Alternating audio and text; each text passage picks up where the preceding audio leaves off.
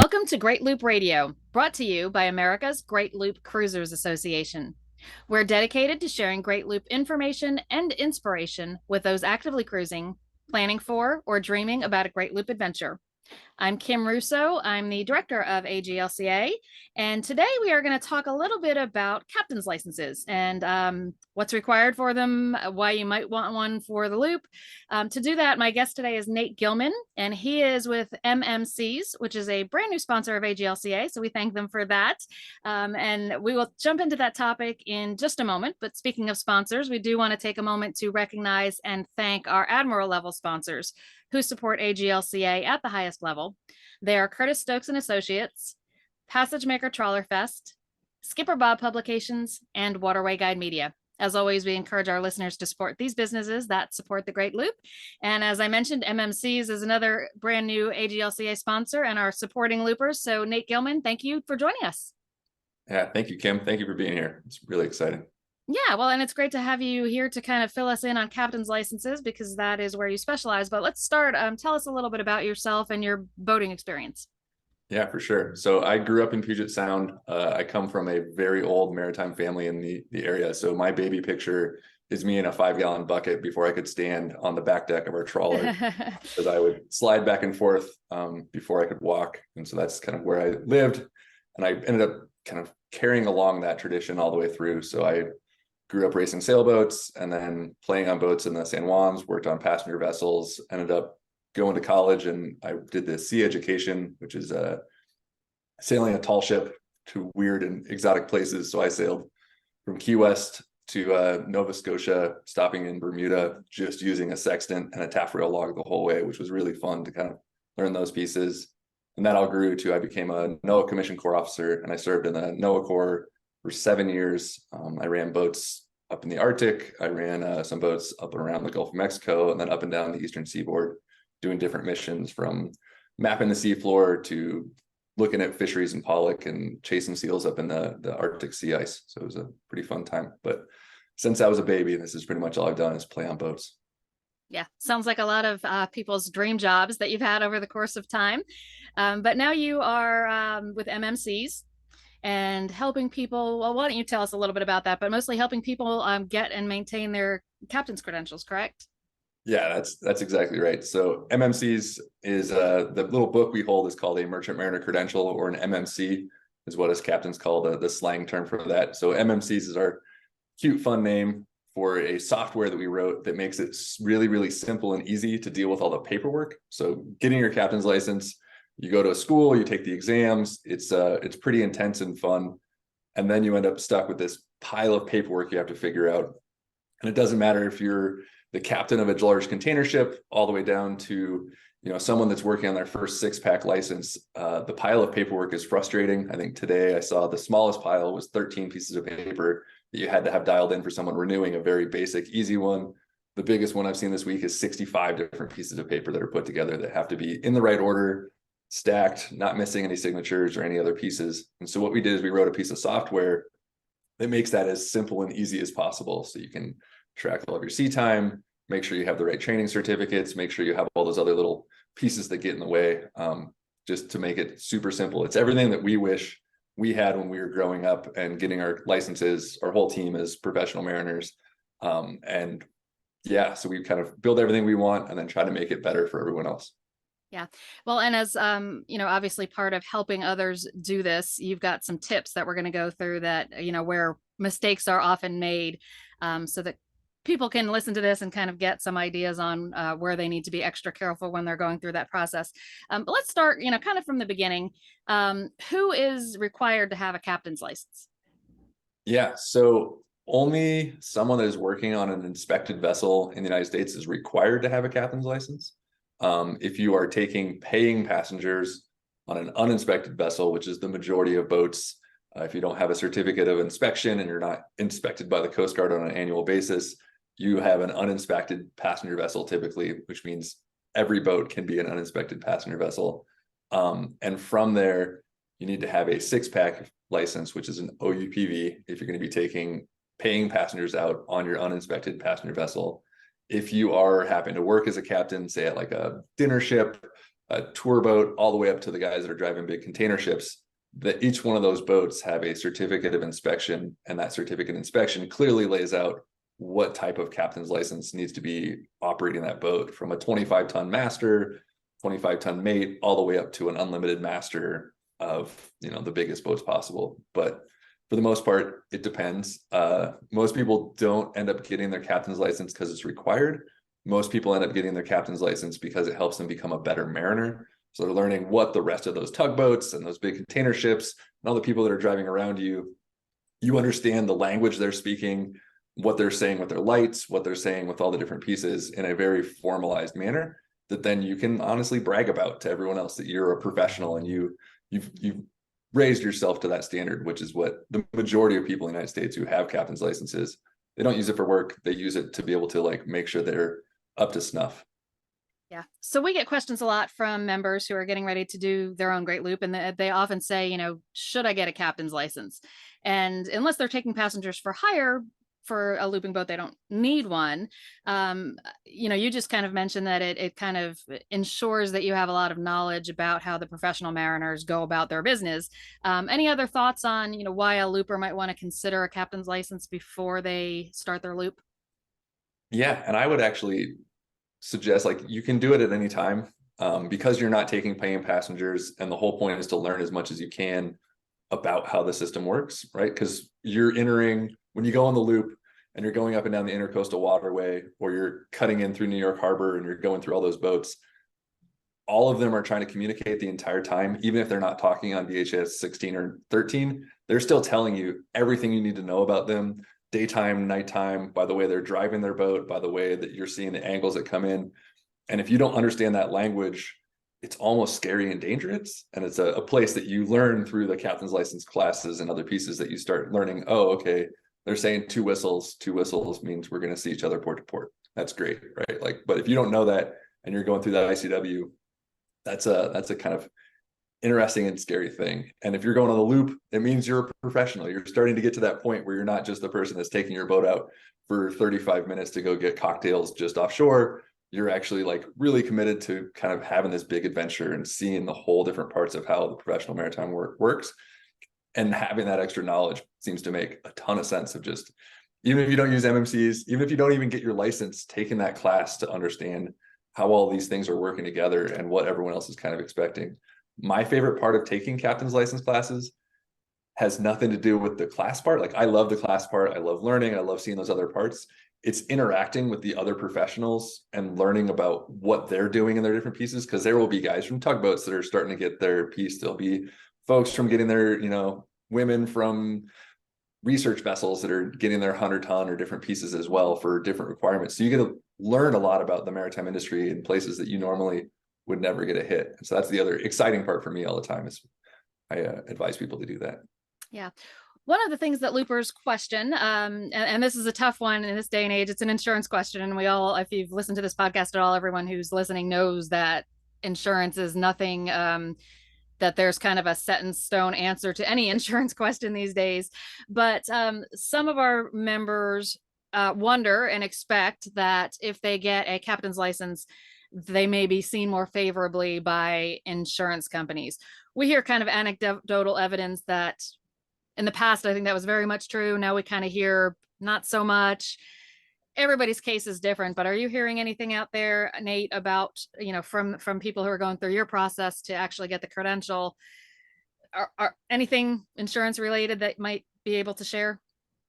Yeah, what we're hearing, and we talk to insurance companies pretty often, just you know, casually, is we're supporting some of the things behind the scenes, because every insurance company wants their people they're insuring to be as professional as possible to reduce their risk and liability as many ways as they can. And so we end up having some interesting conversations. And the main overarching thing that we're hearing is like, talk to your broker, and your broker will be able to really define each piece and kind of put things together. That each case is kind of different, and there isn't one generic company that we're hearing right now that is just blatantly giving everyone that has a, you know, 25-ton near coastal master a cut on their insurance. But instead there's different brokers or people that bundle things together that, you know, that it's a roundabout answer of saying, go have a conversation with the person who you're willing to give money to, and they will probably give you a really, really good answer for your exact situation. Yeah.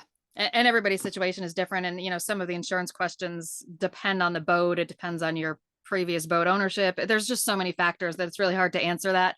I mean, I would love to tell people it really can't hurt to have that credential.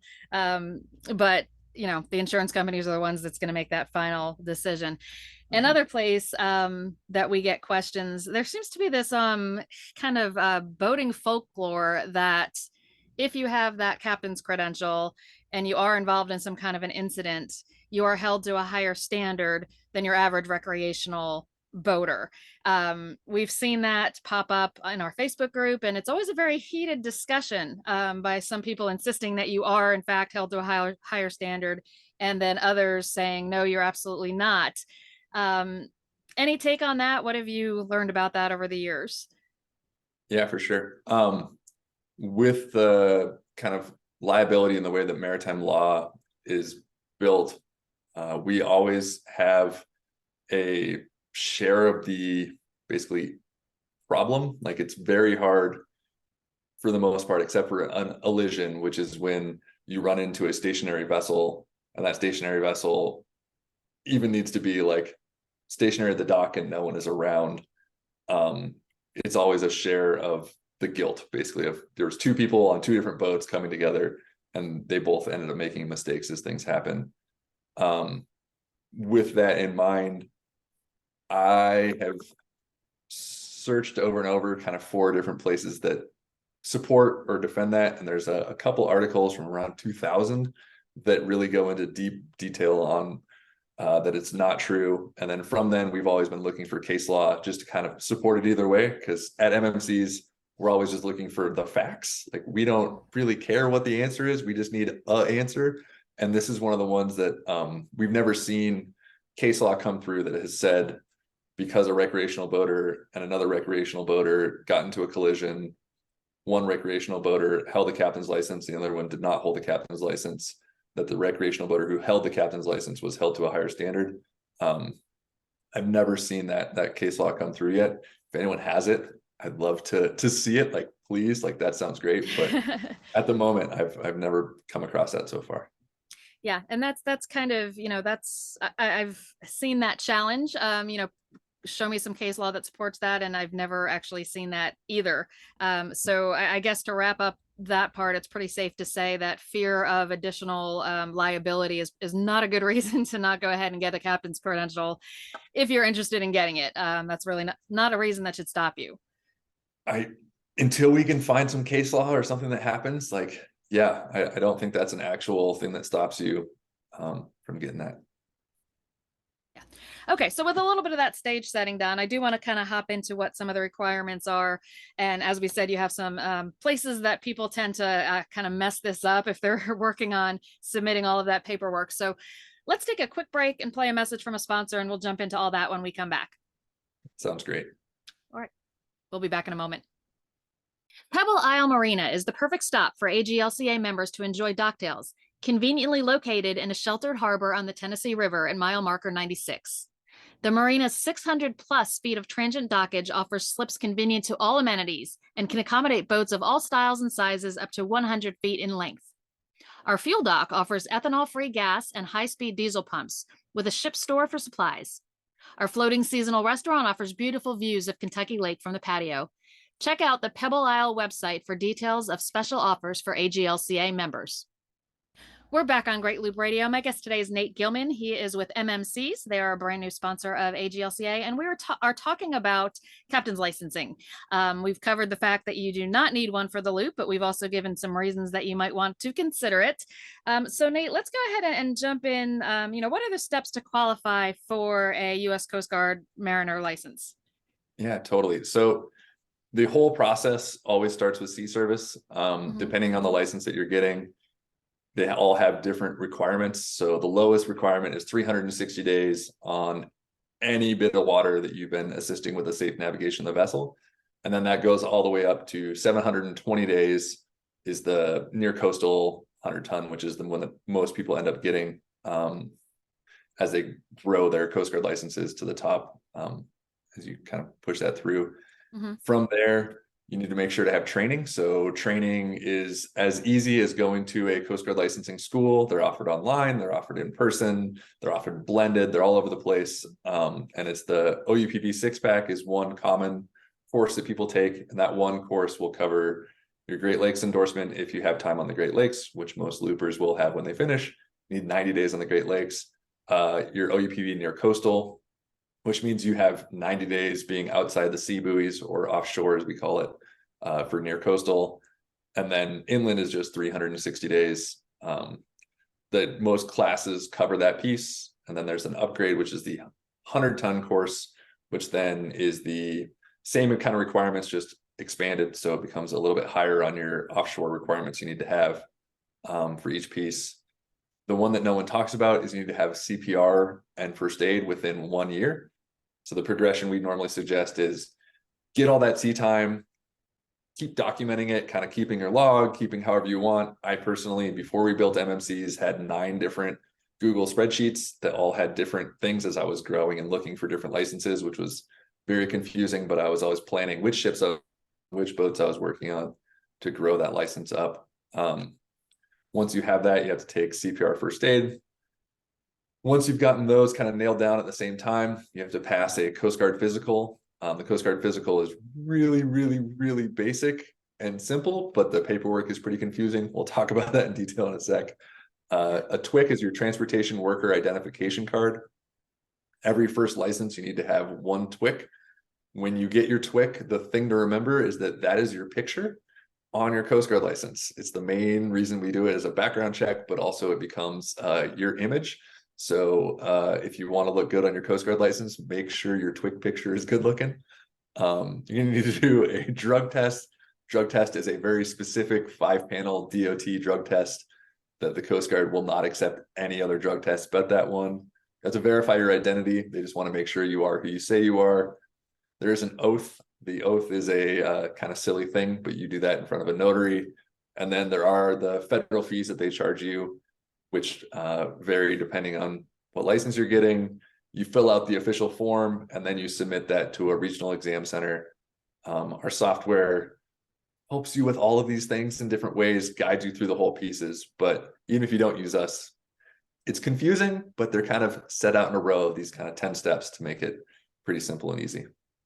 Yeah, and there's actually a lot there. I mean, you hear people worrying about the sea service and passing the test, but the other steps are not something you hear too much about. So it's really interesting to kind of hear you walk through what they are. But you say that there are 5 that specifically kind of trip people up, where you see mistakes made that result in perhaps not getting that license in the timely manner that you might be hoping to. So kind of walk us through that. Where are some of the pitfalls that people seem to stumble in? Yeah, no, totally. So it's really just sea service, the medical, the drug test, verifying your identity, and getting your oath done. They're all actually some of the simplest ones, but they require a little bit of kind of finesse to nail through each one. Yeah. And let's talk about the sea service a little bit more first. You did give us some of the number of days, but go ahead and do that one more time, because it is one of the important pieces. I want to make sure people catch that. Yeah, for sure. So we'll just start with sea service. Sea service, people have so many questions like, what is a sea day? What counts as a sea day? Can I get time and a half if I've worked all day for 24 hours? And we'll start at the very beginning. A sea day is any time you've been away from the pier for over 4 hours in a 24-hour period. So you could go leave the pier 4 times for an hour and go do whatever and come back, and that counts as one sea day. You can be offshore on your boat or cruising for a full 24-hour period. That counts as one sea day. So it's over 4 hours, up to 24 hours is a sea day. The thing that makes you different than a passenger is that you're assisting with the safe navigation of the vessel. So that means you are partaking in whatever's going on. You are looking out the window, making sure you don't hit a deadhead. You are making sure that the boat is tied up nice when you get back, like all those different pieces that you're assisting with the safe navigation of the vessel. That helps create it as a sea day. And a rumor that goes around that has been changed in the last 10 years, it used to be real, was that there was a certain size boat you had to be on. They've removed that. So it's any boat from a stand-up paddleboard, if you wanted to go stand-up paddleboard for 4 hours, which I wouldn't recommend, all the way to any size vessel. If you're assisting with the safe navigation and it's over 4 hours on any waters in the United States, that is a sea day. How you document that, the MMC software can help you a lot, but there's basically 4 main areas of sea service that you have. Your inland time, so that's any time that you are basically from the sea buoy or the edge of that breakwater, that safe water buoy or the breakwater inside, that's all considered inland time. So that's the most generic normal time. So that's cruising around Chesapeake Bay, that's going in the ICW, that's going down the Mississippi River. The second you get outside of that sea buoy, so you go say offshore in Virginia and you drive out of Norfolk and you want to go up to Long Island Sound, as you're going through there, that's all considered near coastal time, or we call it seaward of the boundary line, and that all accumulates as its own piece.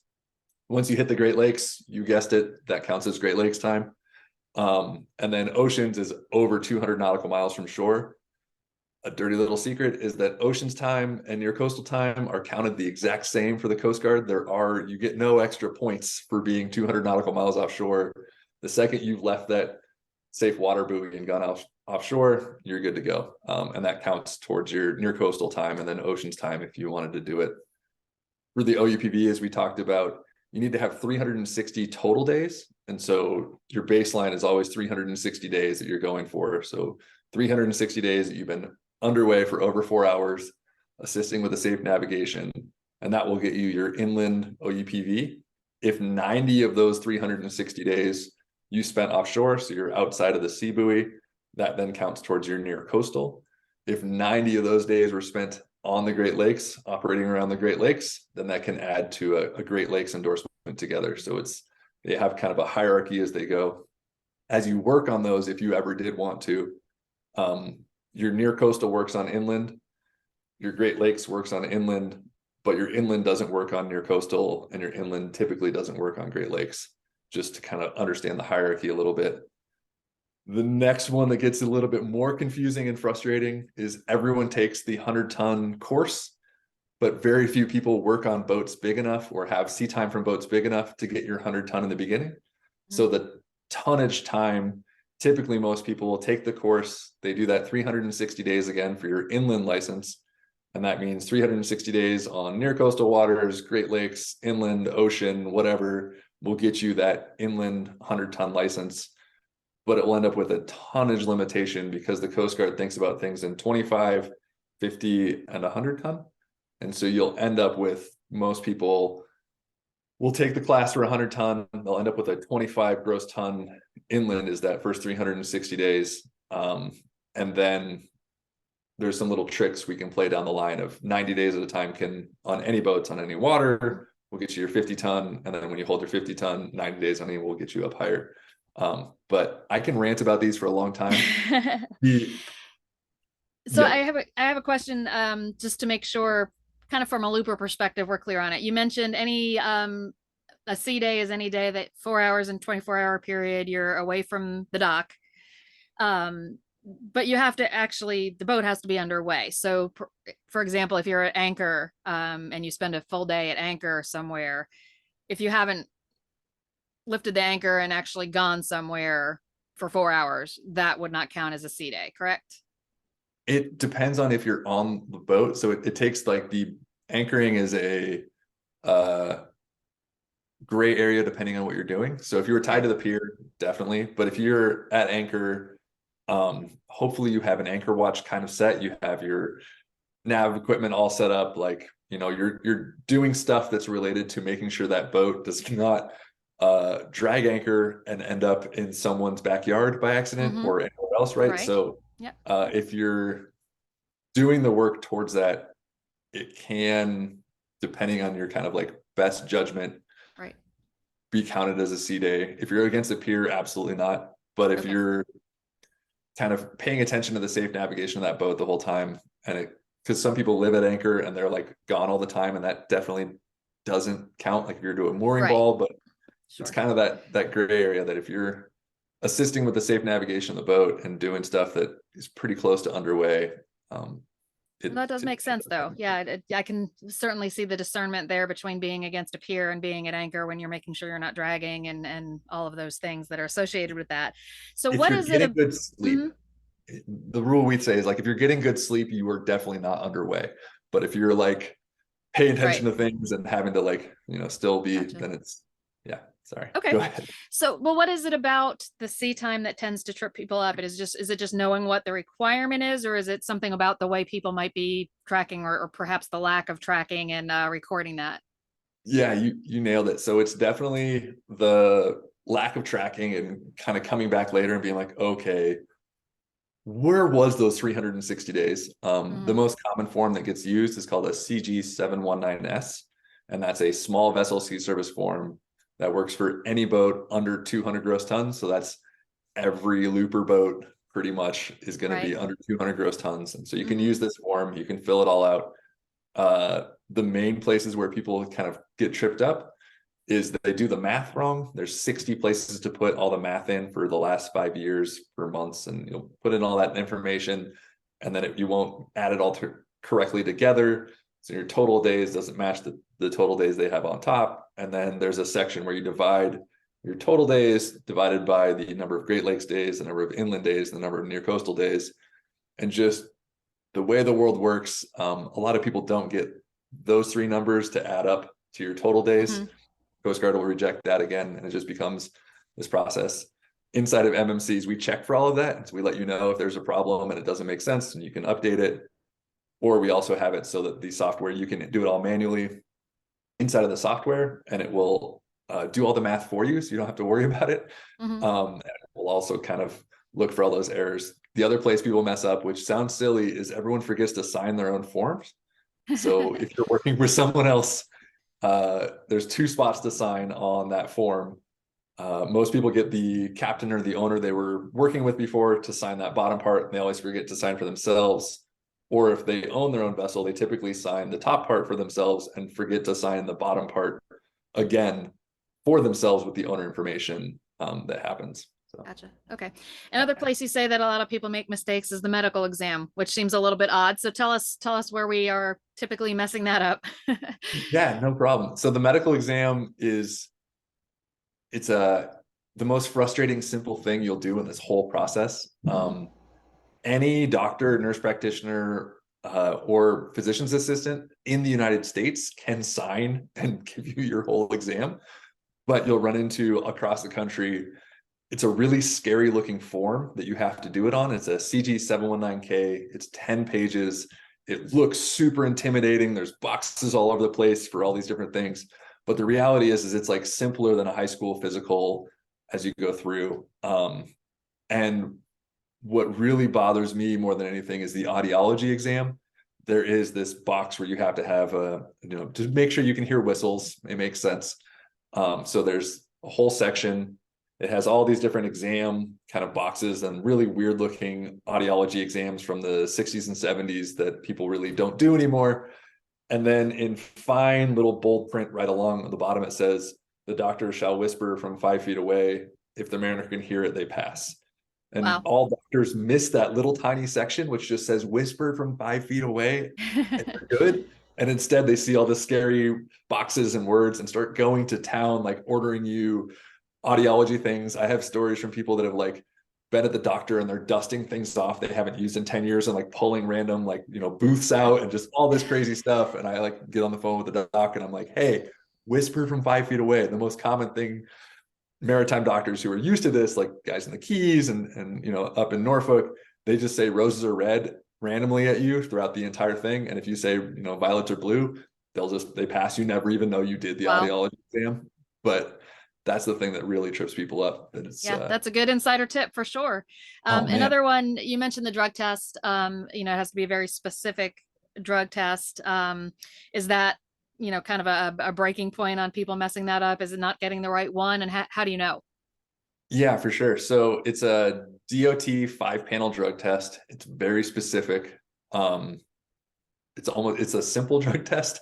And it has to be done at a lab that sends it off to a medical review officer. A lot of places in the US will give you a drug test, and they love to give you a drug test, and they will charge you for your drug test, and it will not be the right drug test. So it's one of the most common things we see from just like the kind of quick, easy errors that people that weren't using MMCs go do inside of MMCs. Like it's a place we put a lot of work into. So we give you a PDF that opens up on your phone that you can like hold in front of the receptionist you're working with, or when you're talking on the phone to schedule it, and you're like, I need this exact exam. Do you do this? A lot of places do it. They just don't even realize they do it. And so it gets, having the exact right verbiage is one of the things that makes it way, way easier, because it's, again, super simple. It's actually a cheaper one of the Coast Guard or the drug tests, but you got to have the right one. Otherwise it's frustrating to have to pay $120 again over and over if you take the wrong one. Absolutely. Yeah. Identity verification. That's another place that you say a lot of people mess that up. So what typically goes wrong there? Yeah, so that one's just no one tells you. It's not the other checklists. It's not really very publicly known. So if you're just ripping through on your own, it's really the Coast Guard ends up kicking it back at you and saying you need to verify your identity. And then you end up in this catch-22 where you're trying to figure out what it is.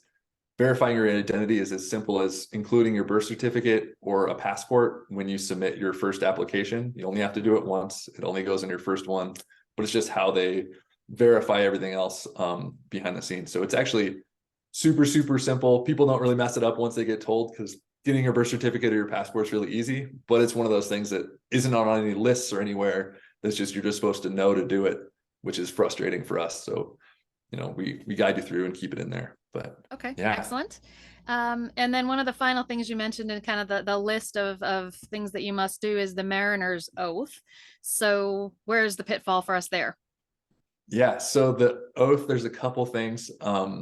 It feels really weird because you have to say an oath in front of someone, and people get kind of weirded out of going to a bank and saying, hey, but that oath can be performed by any notary in the United States that you're interacting with, right? So you can go to any bank, any realtor, anyone you want, and they will issue your oath. It has to be stamped by the notary. A lot of notaries randomly won't issue your stamp, is a random thing. So they'll write their number down, but it has to have that official stamp on it.